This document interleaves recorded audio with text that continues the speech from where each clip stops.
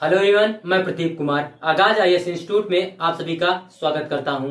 तो आइए आज के इस वीडियो में हम लोग बात करने वाले हैं शासन व्यवस्था से रिलेटेड यूपीएससी के प्रीलिम्स और मेंस के लिए आज के जितने भी मोस्ट इंपोर्टेंट टॉपिक है हम आप लोगों के लिए लेकर आए हैं। तो चलिए देखते हैं। तो देखिए, प्रीलिम्स के लिए जो टॉपिक है वो सार्वजनिक वितरण प्रणाली पीडीएस और महात्मा गांधी राष्ट्रीय ग्रामीण रोजगार और गारंटी अधिनियम मनरेगा और मध्याह्न भोजन योजना और नीति आयोग और भारत निर्वाचन आयोग। और मेंस के लिए जो टॉपिक है वो है प्रीवीज, लॉ हानिया और आगे की राह। तो चलिए हम यूपीएससी के प्रीलिम्स और मेंस के इन सभी टॉपिक के बारे में पूरे विस्तार से चर्चा करते हैं। तो देखिए चर्चा में क्यों है, आइए समझते हैं। तो यह स्थापित तथ्य है कि प्रत्येक चुनावी मौसम में सभी राजनीतिक दल चुनावी सफलता के लिए महत्वाकांक्षी व्यय प्रतिबद्धता प्रकट करते हैं। चुनाव जीतने के उद्देश्य से राजनीतिक दल बिजली, पानी और परिवहन जैसे विभिन्न फ्रीबीज मुफ्त वस्तुओं को प्रदान करने का वादा करते हैं। इनमें मुफ्त बिजली देना सबसे लोकप्रिय वादा रहा है। बिजली के लिए उच्च सब्सिडी न केवल राज्य के वित्तीय स्वास्थ्य को खतरे में डालती है बल्कि इससे अन्य क्षेत्रों में सामाजिक कार्यक्रमों के लिए उपलब्ध धन सीमित हो जाता है। उदाहरण के लिए शिक्षा और स्वास्थ्य के लिए कर्नाटक का बजट आवंटन अन्य सभी राज्यों द्वारा इन क्षेत्रों में औसत आवंटन की तुलना में कम है। फ्रीबीज क्या है, आइए देखते हैं। भारतीय रिजर्व बैंक की वर्ष 2022 की एक रिपोर्ट में फ्रीबीज को एक लोक कल्याणकारी उपाय जो निशुल्क प्रदान किया जाता है के रूप में परिभाषित किया गया है। इसमें कहा गया है कि फ्रीबीज स्वास्थ्य और शिक्षा जैसे व्यापक एवं दीर्घकालिक लाभ प्रदान करने वाली सार्वजनिक मेरिट वस्तुओं से भिन्न है। फ्रीबीज और वेलफेयर में अंतर क्या है, आइए देखते हैं। तो देखिए, फ्रीबीज और वेलफेयर या कल्याणकारी योजनाओं के बीच अंतर हमेशा स्पष्ट नहीं होता है, लेकिन लाभार्थियों और समाज पर उनके दीर्घकालिक प्रभाव के आलोक में उनके मध्य के अंतर को समझा जा सकता है। कल्याणकारी योजनाओं का सकारात्मक प्रभाव उत्पन्न होता है जबकि यह निर्भरता या विकृति उत्पन्न कर सकते हैं। फ्रीबीज वे वस्तुएं और सेवाएं हैं जो उपयोगकर्ताओं को बिना किसी शुल्क के मुफ्त में प्रदान की जाती है।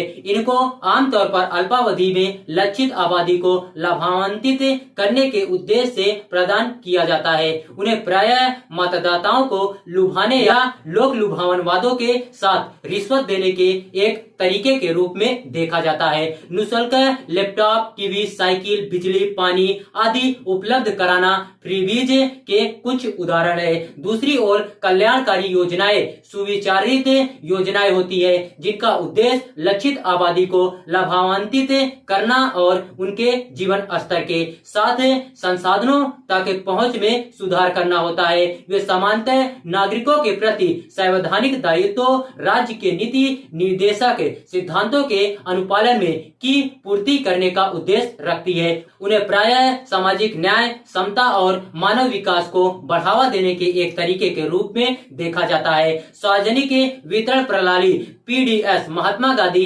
राष्ट्रीय ग्रामीण रोजगार गारंटी अधिनियम मनरेगा, मध्याह्न भोजन योजना आदि कल्याणकारी योजनाओं के कुछ उदाहरण है। फ्रीबीज एक दोधारी तलवार क्या है, आइए देखते हैं। सबसे पहले हम लोग फ्रीबीज के लाभ के बारे में समझते हैं। तो देखिए, सार्वजनिक आउटरीच और संलग्नता सरकार के फ्रीबीज सरकार के प्रति जनता के भरोसे एवं संतुष्टि की वृद्धि कर सकते हैं क्योंकि इस प्रकार वे लोगों के प्रति अपनी जिम्मेदारी और जवाबदेही को प्रदर्शित करते हैं। इसके अलावा फ्रीबीज सरकार और नागरिकों के बीच प्रतिक्रिया एवं संवाद के अवसरों का सृजन कर सकते हैं जिससे पारदर्शिता के साथ लोकतंत्र की समृद्धि हो सकती है। सेंटर फॉर पॉलिसी रिसर्च के एक अध्ययन में पाया गया कि उत्तर प्रदेश और तमिलनाडु में लैपटॉप, साइकिल एवं नगद हस्तांतरण जैसे फ्रीबीज का मतदाता रुझान राजनीतिक जागरूकता और सरकार के प्रति संतुष्टि पर सकारात्मक प्रभाव पड़ा है। आर्थिक विकास फ्रीबीज कार्यबल की उत्पादक क्षमता में वृद्धि करके विशेष रूप से कम विकसित क्षेत्रों में आर्थिक विकास को प्रोत्साहित कर सकते हैं। उदाहरण के लिए लैपटॉप, साइकिल या सिलाई मशीन जैसे फ्रीबीज गरीब एवं ग्रामीण आबादी के कौशल, गतिशीलता एवं आय के अवसरों को बढ़ा सकते हैं। नीति आयोग की एक रिपोर्ट में कहा गया है कि बिहार और पश्चिम बंगाल में स्कूली छात्राओं को साइकिल और फ्री बीज प्रदान करने में उनके नामांकन में वृद्धि हुई है। स्कूल ड्रॉप आउट दर में कमी आई है और उनके अधिगम प्रतिफल में सुधार हुआ है। समाज कल्याण आइए देखते हैं। वे समाज के गरीब और हाशिए पर स्थित वर्गों को खाद्य, शिक्षा, स्वास्थ्य, बिजली जैसी बुनियादी सुविधाएं प्रदान कर सकते हैं। उदाहरण के लिए यूनिफॉर्म पाठ्य पुस्तकें या स्वास्थ्य बीमा जैसे फ्री बीज जरूरतमंद एवं भेद्य समूहों के बीच साक्षरता, स्वास्थ्य और जीवन गुणवत्ता में सुधार ला सकते हैं। विश्व बैंक के एक अध्ययन में अनुमान लगाया गया है कि सार्वजनिक वितरण प्रणाली पीडीएस के तहत खाद्य सब्सिडी जैसे फ्री बीज ने वर्ष 2011-12 में भारत में निर्धनता अनुपात को 7% तक कम करने में भूमिका निभाई है। NSSO के एक सर्वेक्षण में पाया गया कि राष्ट्रीय स्वास्थ्य बीमा योजना RSBI के अंतर्गत स्वास्थ्य बीमा जैसे फ्री बीज ने गरीबी रेखा से नीचे के परिवारों, बीपीएल हाउस होल्ड के लिए जेब के खर्चे, out of pocket expenditure of विनाशकारी स्वास्थ्य आघातों को कम करने में योगदान किया है। आय समानता, फ्री बीज धन एवं संसाधनों को अधिक समान रूप से पुनर्वितरित करके आय असमानता एवं गरीबी को कम कर सकते हैं। उदाहरण के लिए ऋण माफी या नगद हस्तांतरण जैसे फ्री बीज ऋणी या निम्न आय वाले परिवारों को संपत्ति ऋण या आय समर्थन तक पहुंच प्रदान कर उन्हें सशक्त बना सकते हैं। भारतीय रिजर्व बैंक की एक रिपोर्ट में पाया गया कि ऋण माफी में ऋण बोझ से राहत मिली और संकटग्रस्त किसानों की साख क्षमता में सुधार हुआ है। फ्री बीज की हानियां क्या है, आइए देखते हैं। डिपेंडेंसी सिंड्रोम, फ्री बीज प्राप्तकर्ताओं के बीच निर्भरता और पात्रता के एक नकारात्मक पैटर्न का निर्माण कर सकते हैं, जिससे यह भविष्य में और अधिक फ्री बीज की उम्मीद कर सकते हैं और कठिन श्रम करने या करों का भुगतान करने के लिए कम प्रेरित हो सकते हैं। उदाहरण के लिए ₹1 प्रति किलो चावल या शून्य लागत पर बिजली जैसे फ्री बीज लाभार्थियों की जिम्मेदारी एवं जवाबदेही की भावना को कम कर सकते हैं और उन्हें बाह्य सहायता पर निर्भर बन सकते हैं। एसोसिएशन फॉर डेमोक्रेटिक रिफॉर्म्स के एक सर्वेक्षण से पता चला कि तमिलनाडु में 41% मतदाताओं ने मतदान के लिए फ्री बीज को एक महत्वपूर्ण कारक माना, जबकि 59% ने कहा कि वे राज्य सरकार के प्रदर्शन से संतुष्ट हैं। राजकोषीय बोझ, फ्री बीज के राज्य या देश के राजकोषीय स्वास्थ्य एवं माइक्रो इकोनॉमिक स्थिरता के लिए प्रतिकूल परिणाम उत्पन्न हो सकते हैं, क्योंकि इससे सार्वजनिक व्यय, सब्सिडी, घाटे, ऋण और मुद्रास्फीति में वृद्धि होती है। उदाहरण के लिए कृषि ऋण माफी, बेरोजगारी भत्ते या पेंशन योजनाओं जैसे फ्री बीज सरकार के बजटीय संसाधनों और राजकोषीय अनुसंधान पर दबाव बढ़ा सकते हैं तथा अन्य क्षेत्रों में निवेश करने या अपने दायित्वों की पूर्ति करने की इसकी क्षमता को प्रभावित कर सकते हैं। आरबीआई की एक रिपोर्ट में पाया गया कि इंदिरा गांधी राष्ट्रीय वृद्धावस्था पेंशन योजना के तहत वरिष्ठ नागरिकों के लिए पेंशन योजनाओं जैसे फ्री बीज ने केंद्र और राज्य सरकारों के लिए राजकोषीय जोखिम उत्पन्न किया है, क्योंकि इन्होंने वृद्ध होती आबादी के साथ बढ़ती पेंशन देनदारी को निहित किया है। संसाधनों का गलत आवंटन, फ्री बीज अवसंरचना कृषि उद्योग जैसे अधिक उत्पादक एवं आवश्यक क्षेत्रों से धन को दूसरी ओर मोड़कर व्यय प्राथमिकताओं और संसाधनों के आवंटन को विस्तृत कर सकते हैं। उदाहरण के लिए मोबाइल फोन, लैपटॉप या एयर कंडीशनर जैसे फ्री बीज पर सार्वजनिक व्यय का बड़ा हिस्सा खर्च हो सकता है, जिससे सड़कों, पुलों, सिंचाई प्रणालियों या बिजली संयंत्रों जैसे सार्वजनिक क्षेत्रों के लिए निवेश कम हो सकता है। नीति आयोग की एक रिपोर्ट में उत्तर प्रदेश सरकार द्वारा स्कूल अवसंरचना, शिक्षा गुणवत्ता या अधिगम प्रतिफल में सुधार लाने जैसे अधिक आवश्यकताओं के इतर लैपटॉप प्रदान करने जैसे फ्री बीज की ओर धन को खर्च करने की